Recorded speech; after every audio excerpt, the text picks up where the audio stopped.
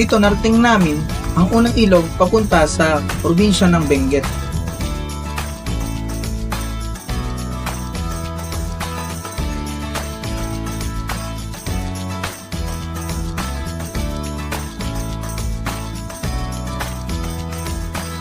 At dito matatagpuan ang bayan ng Aritaw, isa sa mga bayan ng probinsya ng Nueva Vizcaya.